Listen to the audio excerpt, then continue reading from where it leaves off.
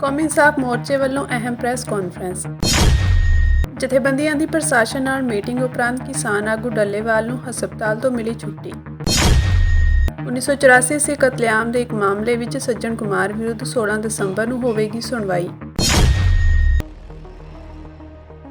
ਅੱਜ ਤਾਲਮੇਲ ਕਮੇਟੀ ਕੌਮੀ ਇਨਸਾਫ ਮੋਰਚਾ ਦੀ ਮੀਟਿੰਗ ਕਿਸਾਨ ਭਵਨ ਚੰਡੀਗੜ੍ਹ ਵਿਖੇ ਹੋਈ, ਜਿਸ ਵਿੱਚ ਸਰਪ੍ਰਸਤ ਕੌਮੀ ਇਨਸਾਫ ਮੋਰਚਾ ਬਾਪੂ ਗੁਰਚਰਨ ਸਿੰਘ, ਜਥੇਦਾਰ ਗੁਰਦੀਪ ਸਿੰਘ ਬਠਿੰਡਾ, ਗੁਰਨਾਮ ਸਿੰਘ ਚੰਡੀਗੜ੍ਹ, ਬਲਜੀਤ ਸਿੰਘ ਭਾਊ, ਜਥੇਦਾਰ ਬਲਵੀਰ ਸਿੰਘ ਬੈਰੋਪੁਰ, ਪਾਲ ਸਿੰਘ ਘੜੂਆ, ਗੁਰਮੀਤ ਸਿੰਘ ਟੋਨੀ, ਬਲਵਿੰਦਰ ਸਿੰਘ ਕਾਲਾ ਝਾੜ ਸਾਹਿਬ, ਸੂਬਾ ਪ੍ਰਧਾਨ ਸੁਖਗਿਲ ਮੋਗਾ ਨੇ ਬੋਲਦਿਆਂ ਕਿਹਾ ਕਿ ਆਉਣ ਵਾਲੀ 7 ਜਨਵਰੀ ਨੂੰ ਕੌਮੀ ਇਨਸਾਫ ਮੋਰਚਾ ਮੁਹਾਲੀ ਵਿੱਚ ਲੱਖਾਂ ਸੰਗਤਾਂ ਦਾ ਇਕੱਠ ਹੋਵੇਗਾ ਅਤੇ ਉਸ ਉਪਰੰਤ ਮੁੱਖ ਮੰਤਰੀ ਦੀ ਚੰਡੀਗੜ੍ਹ ਰਿਹਾਇਸ਼ ਵੱਲ ਕੂਚ ਕੀਤਾ ਜਾਵੇਗਾ। ਆਗੂ ਨੇ ਮੀਡੀਆ ਦੇ ਮੁਖਾਤਬ ਹੁੰਦਿਆਂ ਕਿਹਾ ਕਿ ਤਾਲਮੇਲ ਕਮੇਟੀ ਕੌਮੀ ਇਨਸਾਫ ਮੋਰਚਾ ਨੇ ਅੱਜ ਤੋਂ ਹੀ ਪਿੰਡਾਂ ਸ਼ਹਿਰਾਂ ਵਿੱਚ 7 ਜਨਵਰੀ ਦੇ ਪ੍ਰੋਗਰਾਮ ਸੰਬੰਧੀ ਤਿਆਰੀਆਂ ਵਿੱਢ ਦਿੱਤੀਆਂ ਹਨ ਅਤੇ ਹਰ ਜ਼ਿਲ੍ਹੇ ਵਿੱਚ ਮੀਟਿੰਗਾਂ ਦਾ ਸਿਲਸਿਲਾ ਸ਼ੁਰੂ ਕਰਨ ਦੀਆਂ ਡਿਊਟੀਆਂ ਵੀ ਲਾਈਆਂ ਗਈਆਂ ਹਨ।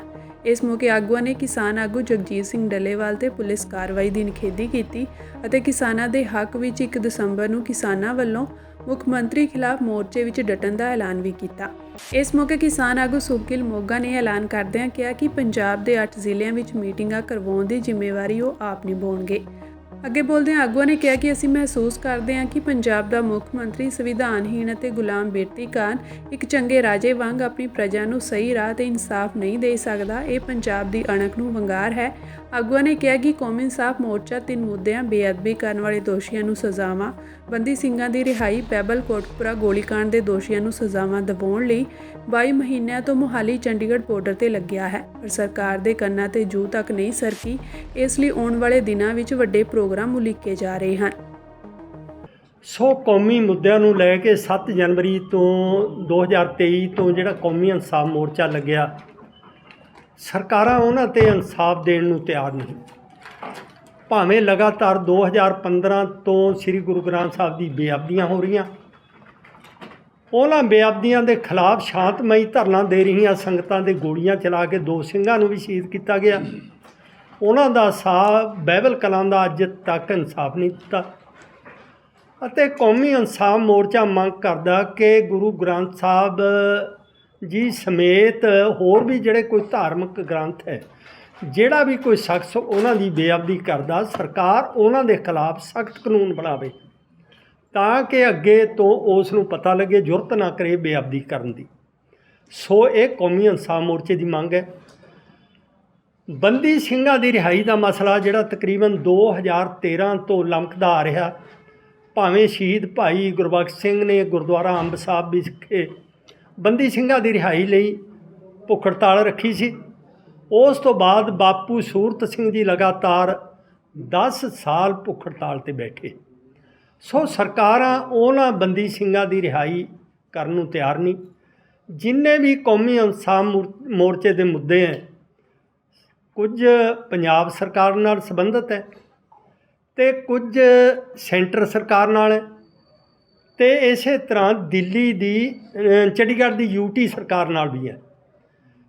ਸਮੇਂ ਸਮੇਂ 'ਤੇ ਪ੍ਰਸ਼ਾਸਨ ਨਾਲ, ਮੰਤਰੀਆਂ ਨਾਲ, ਗਵਰਨਰ ਸਾਹਿਬ ਨਾਲ ਮੀਟਿੰਗਾਂ ਵੀ ਹੁੰਦੀਆਂ ਰਹੀਆਂ ਇਹਨਾਂ ਮੁੱਦਿਆਂ 'ਤੇ। ਉਹ ਵਿਸ਼ਵਾਸ ਦਿਵਾਉਂਦੇ ਰਹੇ ਕਿ ਅਸੀਂ ਜਲਦੀ ਇਹਨਾਂ ਨੂੰ ਪੂਰਾ ਕਰਨਾ। ਸੋ ਅੱਜ ਤੱਕ ਉਹਨਾਂ ਨੇ ਸਾਨੂੰ ਇਨਸਾਫ ਨਹੀਂ ਦਿੱਤਾ, ਇਗਨੋਰ ਕਰਦੀਆਂ ਰਹੀਆਂ। ਪਿਛਲੀ 23 ਨਵੰਬਰ ਨੂੰ ਅਸੀਂ ਇੱਕ ਜਥੇਬੰਦੀ ਨੁਮਾਇੰਦਾ ਮੀਟਿੰਗ ਸੱਦੀ ਸੀ ਕੌਮੀ ਇਨਸਾਫ ਮੋਰਚੇ ਵਿੱਚ। ਸਾਰੀ ਜਥੇਬੰਦੀਆਂ ਦੇ ਆਗੂ ਸਾਹਿਬਾਨ ਨੂੰ ਅਸੀਂ ਸੱਦਾ ਪੱਤਰ ਦਿੱਤਾ ਸੀ। ਸਾਡੀ ਬੇਨਤੀ ਨੂੰ ਪ੍ਰਵਾਨ ਕਰਦੇ ਹੋਏ ਸਾਰੀ ਵੀ ਜਿੰਨੀ ਜਥੇਬੰਦੀਆਂ, ਕਿਸਾਨ ਜਥੇਬੰਦੀਆਂ, ਧਾਰਮਿਕ ਜਥੇਬੰਦੀਆਂ, ਰਾਜਨੀਤਿਕ ਜਥੇਬੰਦੀਆਂ, ਨਿਹੰਗ ਸਿੰਘ ਜਥੇਬੰਦੀਆਂ, ਕਾਰਛੇ ਵਾਲੇ ਮਹਾਂਪੁਰਖ, ਹੋਰ ਸੰਤ ਮਹਾਂਪੁਰਸ਼ ਅਤੇ ਹਿੰਦੂ ਭਾਈਚਾਰਾ ਅਤੇ ਮੁਸਲਿਮ ਭਾਈਚਾਰਾ ਉਸ ਮੀਟਿੰਗ 'ਚ ਪਹੁੰਚਿਆ ਸੀ। ਸੋ ਅਸੀਂ ਉਹ ਮੀਟਿੰਗ ਉਹਨਾਂ ਦੇ ਸੁਝਾਅ ਲੈਣ ਵਾਸਤੇ ਕੀਤੀ ਸੀ। ਸੋ ਉਹਨਾਂ ਸਾਰਿਆਂ ਨੇ ਆਪਣੇ ਕੀਮਤੀ ਸੁਝਾਅ ਦਿੱਤੇ। ਉਸ ਦਿਨ 23 ਨਵੰਬਰ ਨੂੰ ਇਹ ਫੈਸਲਾ ਹੋਇਆ ਕਿ ਸਰਕਾਰਾਂ ਇਨਸਾਫ ਦੇਣ ਨੂੰ ਤਿਆਰ ਨਹੀਂ। 7 ਜਨਵਰੀ 2025 ਨੂੰ ਪੂਰੇ 2 ਸਾਲ ਹੋ ਜਾਣੇ ਹੈ ਕੌਮੀ ਇਨਸਾਫ ਮੋਰਚਾ ਲੱਗਿਆ ਨੂੰ। ਸੋ ਅਸੀਂ ਉਸ ਦਿਨ ਇੱਕ ਵੱਡਾ ਪ੍ਰੋਗਰਾਮ ਦਈਏ। ਸੋ ਉਹਨਾਂ ਨੇ ਸਾਡਾ ਸੱਦਾ ਪੱਤਰ ਪ੍ਰਵਾਨ ਕਰਦੇ ਹੋਏ ਉਸ 'ਤੇ ਸਹਿਮਤੀ ਦਿੱਤੀ ਹੈ।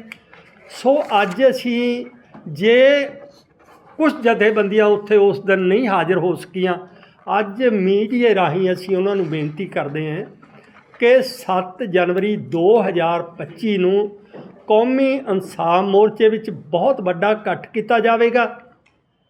ਉਸ ਤੋਂ ਬਾਅਦ ਉਹ ਇਕੱਠ ਭਗਵੰਤ ਮਾਨ ਮੁੱਖ ਮੰਤਰੀ ਪੰਜਾਬ ਦੀ ਕੋਠੀ ਵੱਲ ਚਾਲੇ ਪਾਵੇਗਾ। ਸੋ ਇਹ ਇੱਕ ਤਾਂ ਸੰਗਤਾਂ ਤੱਕ ਅਸੀਂ ਇਹ ਸੁਨੇਹਾ ਪਹੁੰਚਾਉਣਾ, ਦੂਜਾ ਜਿਸ ਤਰ੍ਹਾਂ ਕਿਸਾਨ ਜਥੇਬੰਦੀਆਂ ਆਪਣੇ ਹੱਕਾਂ ਲਈ 13 ਫਰਵਰੀ ਤੋਂ ਸੰਘਰਸ਼ ਕਰ ਰਹੀਆਂ, ਭਾਵੇਂ ਸ਼ੰਭੂ ਬਾਰਡਰ 'ਤੇ ਬੈਠੀਆਂ ਅਤੇ ਖਨੌਰੀ ਬਾਰਡਰ 'ਤੇ ਬੈਠੀਆਂ, ਰਾਜਸਥਾਨ ਦਾ ਬਾਰਡਰ ਹੈ ਉੱਥੇ ਵੀ ਮੋਰਚਾ ਲੱਗਿਆ ਵਾ। ਸੋ ਸਰਕਾਰਾਂ ਉਹਨਾਂ ਨੂੰ ਵੀ ਇਨਸਾਫ ਦੇਣ ਨੂੰ ਤਿਆਰ ਨਹੀਂ। ਇਨਸਾਫ ਲੈਣ ਵਾਸਤੇ ਕਿਸਾਨ ਆਗੂ ਜਗਜੀਤ ਸਿੰਘ ਡੱਲੇਵਾਲ ਨੇ ਪਿਛਲੇ ਦਿਨੀ ਮਰਨ ਵਰਤ 'ਤੇ ਬੈਠਣਾ ਸੀ ਖਨੌਰੀ ਬਾਰਡਰ 'ਤੇ, ਪਰੰਤੂ ਉਹਨਾਂ ਨੂੰ ਰਾਤ ਨੂੰ 3 ਵਜੇ ਇਸ ਤਰ੍ਹਾਂ ਚੱਕਿਆ ਗਿਆ। ਕੌਮੀ ਇਨਸਾਫ ਮੋਰਚਾ ਉਸ ਦੀ ਪੁਰਜ਼ੋਰ ਨਿਖੇਧੀ ਕਰਦਾ ਕਿ ਸ਼ਾਂਤਮਈ ਤਰੀਕੇ ਨਾਲ ਆਪਣੇ ਹੱਕ ਲੈਣ ਵਾਸਤੇ ਹਰ ਇੱਕ ਦਾ ਮੌਲਿਕ ਅਧਿਕਾਰ ਹੈ ਵੀ ਆਪਣਾ ਪ੍ਰੋਟੈਸਟ ਕਰ ਸਕਦਾ। ਸੋ ਕਿਸਾਨ ਸ਼ਾਂਤਮਈ ਤਰੀਕੇ ਨਾਲ ਮੋਰਚਾ ਲਾਇਆ ਵਾ ਉਹਨਾਂ ਨੇ ਵੀ ਸ਼ਾਂਤਮਈ ਤਰੀਕੇ ਨਾਲ ਮਰਨ ਵਰਤ 'ਤੇ ਬੈਠਣਾ ਸੀ। ਸੋ ਉਹਨਾਂ ਨੂੰ ਚੱਕ ਕੇ ਲੈ ਗਏ ਹੈ। ਇਹ ਬਹੁਤ ਵੱਡਾ ਧੱਕਾ। ਅਸਲ ਤਾਂ ਇਹ ਫਰਜ਼ ਬਣਦਾ ਸੀ ਜਦੋਂ ਮਰਨ ਵਰਤ 'ਤੇ ਬੈਠ ਰਹੇ ਸੀ, ਪੰਜਾਬ ਦਾ ਮੁੱਖ ਮੰਤਰੀ ਉੱਥੇ ਜਾਂਦਾ, ਉੱਥੇ ਉਹਨਾਂ ਨਾਲ ਗੱਲ ਕਰਦਾ, ਮੁੱਦਿਆਂ 'ਤੇ ਗੱਲ ਕਰਦਾ, ਉਹਦਾ ਫਰਜ਼ ਬਣਦਾ ਕਿਉਂਕਿ ਉਹ ਪੰਜਾਬ ਦੀ ਜਨਤਾ ਨੇ ਚੁਣਿਆ, ਪੰਜਾਬ ਦੀ ਜਨਤਾ ਵਾਸਤੇ ਹੀ ਮੁੱਖ ਮੰਤਰੀ ਬਣਿਆ। ਸੋ ਅਸੀਂ ਉਸ ਦੀ ਨਿਖੇਧੀ ਕਰਦੇ ਹਾਂ। ਅਤੇ ਜਿਹੜਾ 1 ਤਰੀਕ ਨੂੰ ਉਹਨਾਂ ਨੇ ਕਿਸਾਨ ਜਥੇਬੰਦੀਆਂ ਨੇ ਪ੍ਰੋਗਰਾਮ ਦਿੱਤਾ, ਕੋਈ ਸੰਗਰੂਰ ਮੁੱਖ ਮੰਤਰੀ ਭਗਵੰਤ ਮਾਨ ਦੀ ਕੋਠੀ ਘੇਰਨ ਦਾ, ਕੌਮੀ ਇਨਸਾਫ ਮੋਰਚੇ ਦੀ ਤਾਲਮੇਲ ਕਮੇਟੀ ਉਹਦਾ ਸਮਰਥਨ ਕਰਦੀ ਹੈ। ਅਸੀਂ ਉਹਦਾ ਹਿੱਸਾ ਬਣਨਾ ਕਿਉਂਕਿ ਆਪਣੇ ਹੱਕ ਲੈਣ ਲਈ ਸਾਡਾ ਇੱਕ ਮੌਲਿਕ ਅਧਿਕਾਰ ਹੈ ਵੀ ਅਸੀਂ ਪ੍ਰੋਟੈਸਟ ਕਰ ਸਕਦੇ ਹਾਂ। ਕਿਸਾਨ ਆਗੂ ਜਗਜੀਤ ਸਿੰਘ ਡੱਲੇਵਾਲ ਨੂੰ ਛੇਤੀ ਹੀ ਹਸਪਤਾਲ ਵਿੱਚੋਂ ਛੁੱਟੀ ਦਿੱਤੀ ਜਾ ਰਹੀ ਹੈ। ਕਿਸਾਨ ਆਗੂਆਂ ਨੇ ਦੱਸਿਆ ਕਿ ਡੱਲੇਵਾਲ ਨੂੰ ਡਿਸਚਾਰਜ ਕਰਨ ਲਈ ਸਹਿਮਤੀ ਬਣ ਗਈ ਹੈ। ਉਹਨਾਂ ਨੂੰ ਛੇਤੀ ਹੀ ਲੁਧਿਆਣਾ ਦੇ ਡੀਐਮਸੀ ਹਸਪਤਾਲ ਵਿੱਚੋਂ ਛੁੱਟੀ ਦੇ ਦਿੱਤੀ ਜਾਵੇਗੀ। ਪ੍ਰਸ਼ਾਸਨ ਨਾਲ ਮੀਟਿੰਗ ਤੋਂ ਬਾਅਦ ਇਹ ਸਹਿਮਤੀ ਬਣੀ ਹੈ ਕਿ ਉਹਨਾਂ ਨੂੰ ਡਿਸਚਾਰਜ ਕੀਤਾ ਜਾਵੇਗਾ। ਦੱਸ ਦਈਏ ਕਿ ਖਨੌਰੀ ਬਾਰਡਰ ਉੱਤੇ ਭੁੱਖ ਹੜਤਾਲ ਸ਼ੁਰੂ ਕਰਨ ਤੋਂ ਪਹਿਲਾਂ ਹੀ ਪੁਲਿਸ ਨੇ ਡੱਲੇਵਾਲ ਨੂੰ ਚੁੱਕ ਲਿਆ ਸੀ ਅਤੇ ਲੁਧਿਆਣਾ ਦੇ ਹਸਪਤਾਲ ਵਿੱਚ ਦਾਖਲ ਕਰਵਾਇਆ ਗਿਆ ਸੀ। ਪੁਲਿਸ ਵੱਲੋਂ ਦੱਸਿਆ ਗਿਆ ਸੀ ਕਿ ਉਹਨਾਂ ਦੀ ਸਿਹਤ ਠੀਕ ਨਾ ਹੋਣ ਕਾਰਨ ਹਸਪਤਾਲ ਵਿੱਚ ਦਾਖਲ ਕਰਵਾਇਆ ਗਿਆ ਸੀ।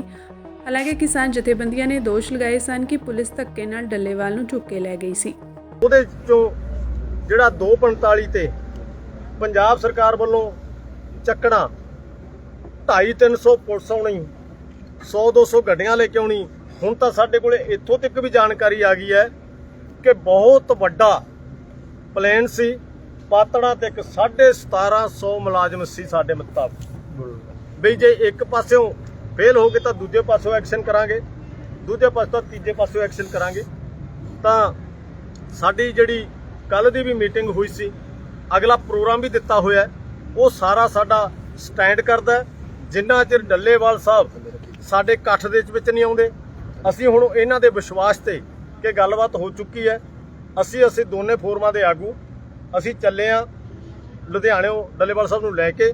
ਬੇਨਤੀ ਇਹ ਆ ਵੀ ਪੰਜਾਬ ਸਰਕਾਰ ਨੇ ਜੋ ਕੁਝ ਕੀਤਾ ਉਹ ਮੈਂ ਕਹਾਣੀ ਨਹੀਂ ਬਿਆਨ ਕਰਨੀ, ਕਾਕਾ ਜੀ ਨੇ ਕਹਿਤਾ, ਉਹ ਨਿੰਦਣੀय ਸੀ, ਮਾੜਾ ਸੀ। ਜੇ ਪੰਜਾਬ ਸਰਕਾਰ ਪੰਜਾਬ ਦੇ ਦੇਸ਼ ਦੇ ਕਿਸਾਨਾਂ ਮਜ਼ਦੂਰਾਂ ਦੇ ਦਬਾਅ ਹੇਠ ਮੁੜੀ ਆ ਵੀ ਅਸੀਂ ਡੱਲੇਵਾਲ ਸਾਹਿਬ ਨੂੰ ਰਿਹਾ ਕਰਦੇ ਆ, ਇਹ ਚੰਗੀ ਗੱਲ ਆ ਕਿਉਂਕਿ ਸਾਡੀ ਲੜਾਈ ਕੇਂਦਰ ਨਾਲ ਸੀ ਸਿੱਧੀ, ਸਾਡੀਆਂ ਸਾਰੀਆਂ ਮੰਗਾਂ ਕੇਂਦਰ ਨਾਲ ਸੀਗੀਆਂ। ਸਾਨੂੰ ਫਿਰ ਪੰਜਾਬ ਵਾਲੇ ਪਾਸੇ ਮੁੜਨਾ ਪੈਣਾ ਸੀ। ਇਹ 'ਚ ਪੰਜਾਬ ਦਾ ਫਾਇਦਾ ਨਹੀਂ ਸੀ ਹੈਗਾ ਕਿਉਂਕਿ ਕੇਂਦਰ ਨਾਲ ਲੜ ਰਹੇ ਵੱਡੀ ਧਿਰ ਹੈਗੀ ਆ। ਪੰਜਾਬ ਸਰਕਾਰ ਜਿਹੜਾ ਅਸੀਂ ਮੋਰਚੇ ਵੱਲੋਂ ਦੋਵਾਂ ਫੋਰਮਾਂ ਨੇ ਐਲਾਨ ਕੀਤਾ ਸੀ ਕੱਲ ਮੁੱਖ ਮੰਤਰੀ ਸਾਹਿਬ ਦੇ ਘਰ ਦਾ ਘਰਾਓ ਦਾ, ਔਰ ਇਹ ਤੋਂ ਬਾਅਦ ਜੋ ਉਹਨਾਂ ਨੇ ਸਰਕਾਰ ਹਮੇਸ਼ਾ ਦੇਖਦੀ ਹੁੰਦੀ ਪੰਜਾਬ ਦੇ ਵਿੱਚ ਕੀ ਇਹਦਾ ਪੱਖ ਹੈ। ਜੇ ਉਹਨਾਂ ਨੂੰ ਲੱਗਿਆ ਵੀ ਸਾਡਾ ਪੱਖ ਠੀਕ ਨਹੀਂ ਹੈ, ਲੋਕਾਂ 'ਚ ਰੋਸ ਗਿਆ, ਉਹਨਾਂ ਨੂੰ ਨੁਕਸਾਨ ਲੱਗਾ, ਉਹ ਮੁੜੇ ਆ, ਇਹ ਚੰਗੀ ਗੱਲ ਆ। ਔਰ ਹੁਣ ਡੱਲੇਵਾਲ ਸਾਹਿਬ ਆਉਣਗੇ, ਜਿਵੇਂ ਦੋਵੇਂ ਫੋਰਮਾਂ ਨੇ ਐਲਾਨ ਕੀਤਾ ਸੀ, ਉਹਨਾਂ ਨੇ ਕੋਈ ਦਵਾਈ ਇਹਨਾਂ ਕੋਲ ਨਹੀਂ ਲਈ। ਮੈਡੀਕਲ ਤਾਂ ਹੁੰਦਾ ਨਾ, ਕੋਈ ਫਾਈਲ ਬਣਦੀ ਭਾਈ, ਫਾਈਲ ਦੇਖ ਲਿਓ ਜਾ ਕੇ, ਕੋਈ ਫਾਈਲ ਨਹੀਂ ਬਣੀ ਜਾਂ ਉਹਨਾਂ ਦੀ ਸਿਹਤ ਹੁੰਦੀ। ਤਾਂ ਇਸ ਕਰਕੇ ਮੈਨੂੰ ਲੱਗਦਾ ਵੀ ਇਹ ਪੰਜਾਬ ਦੇ ਜੇ ਡੱਲੇਵਾਲ ਸਾਹਿਬ ਆਉਂਦੇ ਨੇ, ਇਹ ਲੋਕਾਂ ਦੇ ਦਬਾਅ ਦਾ ਨਤੀਜਾ ਹੋਊਗਾ। ਦੋਵੇਂ ਫੋਰਮ ਆਪਣੇ ਐਲਾਨਾਂ ਤੇ ਕਾਇਮ ਆ। ਇਹਨਾਂ ਦੇ 10 ਦਿਨ 4 ਦਿਨ ਲੰਘ ਗਿਆ, ਇਹ ਤੋਂ 6 ਦਿਨਾਂ ਬਾਅਦ ਉਧਰੋਂ ਵੀ 6 ਤਰੀਕ ਨੂੰ ਦਿੱਲੀ ਨੂੰ ਕੂਚ ਕਰਨਾ ਵਾ। ਔਰ ਕੁੱਲ ਮਿਲਾ ਕੇ ਜਿਹੜੀ ਅੱਜ ਉਹਨਾਂ ਨੇ ਅਨਾਉਂਸਮੈਂਟ ਕੀਤੀ ਆ, ਇਹ ਪੰਜਾਬ ਦੇ ਲੋਕਾਂ ਦੇ ਦਬਾਅ ਦਾ ਤੁਹਾਡੀ ਗੱਲ ਹੋਈ ਡੱਲੇਵਾਲ ਸਾਹਿਬ ਨਾਲ ਹੁਣ? ਨਹੀਂ, ਦੇਖੋ ਮੈਂ ਪੂਰੀ ਹੁਣ ਸਾਡੀਆਂ 2 ਜਾਂ 3 ਗੱਡੀਆਂ ਸਪਸ਼ਟ ਕਹਿੰਦੇ ਤੁਸੀਂ, ਅਸੀਂ ਜਾਵਾਂਗੇ, ਮੈਂ ਵੀ ਜਾਊਂਗਾ, ਹੋਰ ਲੀਡਰਸ਼ਿਪ ਜਾਊਗੀ, ਉਹਨਾਂ ਨੂੰ ਲੈ ਕੇ ਆਵਾਂਗੇ। ਠੀਕ ਹੈ ਜੀ। ਜਦੋਂ ਡੱਲੇਵਾਲ ਸਾਹਿਬ ਇਸ ਮੋਰਚੇ 'ਚ ਆ ਗਏ, ਫਿਰ ਜਿਹੜਾ ਅਸੀਂ ਘਰਾਓ ਦਾ ਐਲਾਨ ਕੀਤਾ ਉਹਦੇ ਬਾਰੇ ਵਿਚਾਰ ਕਰਾਂਗੇ। 1984 ਸੀ ਕਤਲੇਆਮ ਦੇ ਇੱਕ ਮਾਮਲੇ ਵਿੱਚ ਸੱਜਣ ਕੁਮਾਰ ਵਿਰੁੱਧ ਫੈਸਲਾ ਟਲ ਗਿਆ ਹੈ। ਹੁਣ ਦਿੱਲੀ ਦੀ ਅਦਾਲਤ ਸਾਬਕਾ ਕਾਂਗਰਸੀ ਸੰਸਦ ਮੈਂਬਰ ਸੱਜਣ ਕੁਮਾਰ ਬਾਰੇ 16 ਦਸੰਬਰ ਨੂੰ ਫੈਸਲਾ ਸੁਣਾਏਗੀ। ਇਹ ਮਾਮਲਾ ਸਿੱਖ ਕਤਲੇਆਮ ਦੌਰਾਨ ਸਰਸਵਤੀ ਬਿਹਾਰ ਇਲਾਕੇ ਵਿੱਚ 2 ਸਿੱਖਾਂ ਦੀ ਕਥਿਤ ਹੱਤਿਆ ਨਾਲ ਸੰਬੰਧਿਤ ਹੈ। ਅੱਜ ਵਿਸ਼ੇਸ਼ ਜੱਜ ਕਾਵੇਰੀ ਬਵੇਜਾ ਨੇ ਇਸ ਮਾਮਲੇ ਬਾਰੇ ਫੈਸਲਾ ਸੁਣਾਉਣਾ ਸੀ, ਪਰ ਉਹਨਾਂ ਕਿਹਾ ਕਿ ਇਸ ਸੰਬੰਧੀ ਹੁਕਮਾਂ ਦੀ ਕਾਪੀ ਤਿਆਰ ਨਹੀਂ ਹੋ ਸਕੀ, ਜਿਸ ਕਰਕੇ ਇਸ ਫੈਸਲੇ ਨੂੰ ਅਗਲੇ ਹੁਕਮਾਂ ਤੱਕ ਟਾਲ ਦਿੱਤਾ ਗਿਆ ਹੈ। ਦੱਸ ਦਈਏ ਕਿ ਅਦਾਲਤ ਨੇ 1 ਨਵੰਬਰ 1984 ਨੂੰ ਜਸਵੰਤ ਸਿੰਘ ਅਤੇ ਉਹਨਾਂ ਦੇ ਪੁੱਤਰ ਤਰੁਣਦੀਪ ਸਿੰਘ ਦੇ ਕਤਲ ਨਾਲ ਸੰਬੰਧਿਤ ਕੇਸ ਵਿੱਚ ਅੰਤਿਮ ਦਲੀਲਾਂ ਸੁਣਨ ਤੋਂ ਬਾਅਦ ਫੈਸਲਾ ਰਾਖਵਾਂ ਰੱਖ ਲਿਆ ਸੀ। ਭਾਵੇਂ ਇਸ ਮਾਮਲੇ ਵਿੱਚ ਪੰਜਾਬੀ ਬਾਗ ਥਾਣੇ ਦੀ ਪੁਲਿਸ ਨੇ ਪਹਿਲਾਂ ਕੇਸ ਦਰਜ ਕਰ ਲਿਆ ਸੀ, ਪਰ ਬਾਅਦ ਵਿੱਚ ਵਿਸ਼ੇਸ਼ ਜਾਂਚ ਟੀਮ ਨੇ ਜਾਂਚ ਆਪਣੇ ਹੱਥ ਵਿੱਚ ਲੈ ਲਈ ਸੀ। ਅਦਾਲਤ ਨੇ 16 ਦਸੰਬਰ 2021 ਨੂੰ ਸੱਜਣ ਕੁਮਾਰ ਵਿਰੁੱਧ ਦੋਸ਼ ਆਇਦ ਕੀਤੇ ਸਨ। ਇਸ਼ਤਗਾਸ਼ਾ ਪੱਖ ਅਨੁਸਾਰ ਇੰਦਰਾ ਗਾਂਧੀ ਦੀ ਹੱਤਿਆ ਦਾ ਬਦਲਾ ਲੈਣ ਲਈ ਲੋਕਾਂ ਦੇ ਵੱਡੇ ਸਮੂਹ ਨੇ ਮਾਰੂ ਹਥਿਆਰਾਂ ਨਾਲ ਲੈਸ ਹੋ ਕੇ ਸਿੱਖਾਂ ਦੀਆਂ ਜਾਇਦਾਦਾਂ ਦੀ ਵੱਡੇ ਪੱਧਰ ਤੇ ਲੁੱਟਮਾਰ ਕਰਦਿਆਂ ਅੱਗਾਂ ਲਾਈਆਂ ਸਨ ਤੇ ਸਿੱਖਾਂ ਦੀਆਂ ਹੱਤਿਆਵਾਂ ਕਰ ਦਿੱਤੀਆਂ ਸਨ। ਇਸ਼ਤਗਾਸ਼ਾ ਪੱਖ ਨੇ ਦੋਸ਼ ਲਗਾਇਆ ਕਿ ਵੱਡੀ ਗਿਣਤੀ ਵਿੱਚ ਇਕੱਠੇ ਹੋਏ ਲੋਕਾਂ ਨੇ ਜਸਵੰਤ ਸਿੰਘ ਅਤੇ ਉਹਨਾਂ ਦੇ ਪੁੱਤਰ ਦੀ ਹੱਤਿਆ ਕਰਨ ਤੋਂ ਇਲਾਵਾ ਘਰ ਦਾ ਸਮਾਨ ਲੁੱਟ ਲਿਆ ਅਤੇ ਘਰ ਨੂੰ ਅੱਗ ਲਗਾ ਦਿੱਤੀ। ਇਸ ਕੇਸ ਵਿੱਚ ਸਬੂਤ ਮਿਲੇ ਸਨ ਕਿ ਸੱਜਣ ਕੁਮਾਰ ਨੇ ਹੀ ਇਸ ਹਜੂਮ ਦੀ ਅਗਵਾਈ ਕੀਤੀ, ਜਿਨ੍ਹਾਂ ਨੇ ਸਿੱਖਾਂ ਦੇ ਘਰ ਸਾੜੇ ਤੇ ਹੱਤਿਆਵਾਂ ਕੀਤੀਆਂ ਸਨ।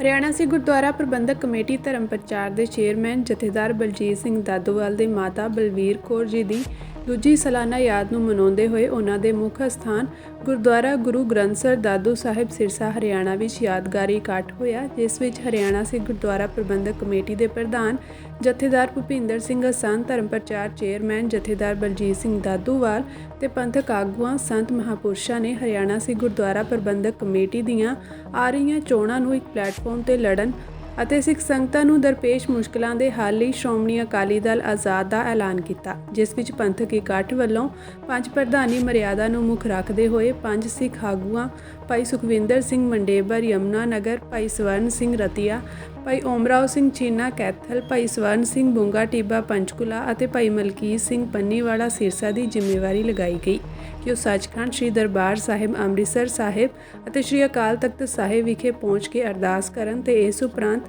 15 ਦਿਨਾਂ ਵਿੱਚ ਸਿੱਖ ਸੰਗਤਾਂ ਤੇ ਸੰਤ ਮਹਾਂਪੁਰਸ਼ਾਂ ਤੇ ਪੰਥਕ ਜਥੇਬੰਦੀਆਂ ਨਾਲ ਸਲਾਹ ਕਰਕੇ ਪ੍ਰਧਾਨ ਦਾ ਐਲਾਨ ਕਰ ਉਸ ਤੋਂ ਬਾਅਦ ਸਮੁੱਚੇ ਅਹੁਦੇਦਾਰਾਂ ਅਤੇ 40 ਵਾਰਡਾਂ ਦੇ ਉਮੀਦਵਾਰਾਂ ਦਾ ਐਲਾਨ ਵੀ ਕੀਤਾ ਜਾਵੇਗਾ।